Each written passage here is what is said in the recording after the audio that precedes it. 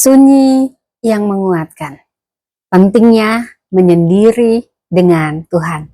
Saudara, bila kita memahami dalam Matius 14 ayat 23, di situ dinyatakan, dan setelah orang banyak itu disuruhnya pulang, Yesus naik ke atas bukit untuk berdoa seorang diri. Saudara, ini kisah di mana Yesus telah memberi makan 5.000 orang. Tertulis jelas di Matius 14, khususnya ayat 13 sampai 21. Tahukah Anda, Yesus bukan merayakan popularitasnya, bukan. Tapi justru Yesus menyuruh orang banyak pulang. Dan Yesus sendiri naik ke bukit untuk berdoa seorang diri. Dia sedang memberi kita teladan. Saudara, seringkali kita melihat Yesus. Yesus adalah anak Allah. Dia adalah manusia yang sempurna ketika dia berinkarnasi jadi manusia dan benar. Dan kita lupa dia juga adalah anak manusia saat dia berinkarnasi di dunia ini menjadi manusia. Tetapi dia sedang memberi teladan, menunjukkan pola hidup yang bisa kita teladani. Dia menarik diri untuk bersekutu dengan Bapa di surga. Yesus tahu kuasa tidak lahir dari keramaian, tetapi dari persekutuan. Saudara, 3 poin yang ingin saya bagikan saat ini. Pertama, keintiman yang dibangun dalam kesunyian. Keintiman yang dibangun dalam kesunyian. Ini seperti yang dinyatakan dalam Yohanes 5 ayat 20. Dari sini kita melihat hubungan Yesus dengan Bapanya penuh kasih dan keterbukaan. Yesus mencari hadirat, bukan sorotan. Kesunyian kita bersama Tuhan, inilah yang melahirkan kekuatan yang tak terlihat.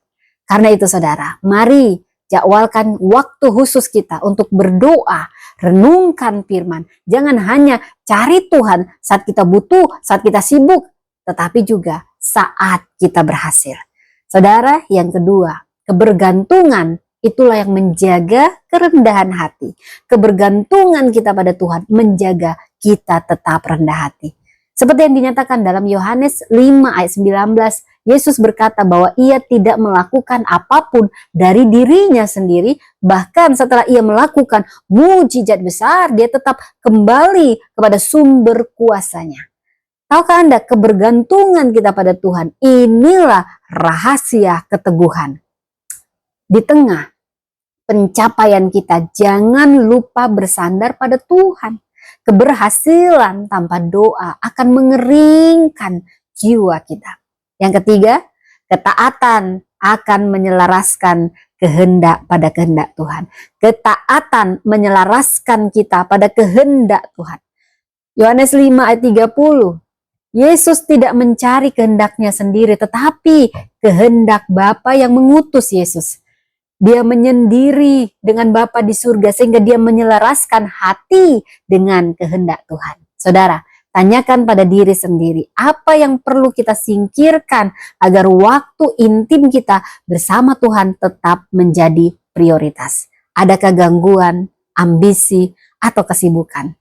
Menyendiri itu bukan tanda kelemahan, tapi ini tanda kedewasaan rohani. Yesus menunjukkan bahwa keintiman, kebergantungan, dan ketaatan lahir dari waktu pribadi intim bersama Tuhan.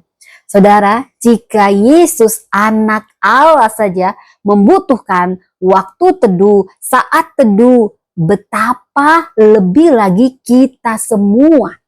Jangan biarkan keramaian, kesibukan menggantikan keintiman kita dengan Tuhan. Jangan biarkan keberhasilan menggantikan kebergantungan kita pada Tuhan. Jangan biarkan ambisi kita menggantikan ketaatan kita pada kehendak Tuhan.